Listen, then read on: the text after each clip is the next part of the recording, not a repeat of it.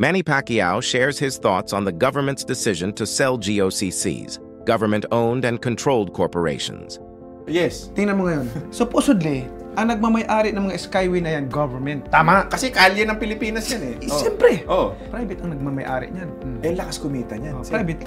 Oh. Although mababalik sa gobyerno after 25 years. Pasalamat tayo sa mga private sectors na nag-initiate sila na may ganyan. Pero income na ng gobyerno yun eh. Exactly. Lahat ng mga GOCCs na malalaki, source of income ng ating gobyerno, pinagbibinta nitong mga matatalino kuno ng mga leader. Mayroon pa nga ngayon, pati yung PAGCOR, pinaplano na naman ibinta. Hindi ako sang-ayon dyan. Kasi dapat sa isang bansa, kung tama ako, ang pinakamalaking korporasyon ay ang bansang Pilipinas, Republika ng Pilipinas. Yes. Dito sa Pilipinas, nagkabaliktad.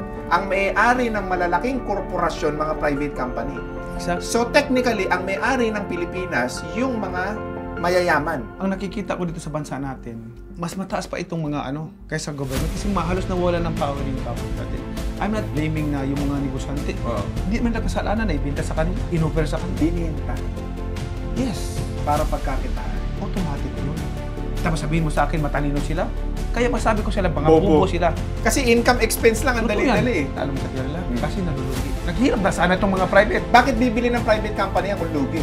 Eh, nagninegosyo yung mga Exactly, may lugi pa sa power supply. May lugi pa sa water supply. And based on my analysis pinaglaruan nila ang taong bayan.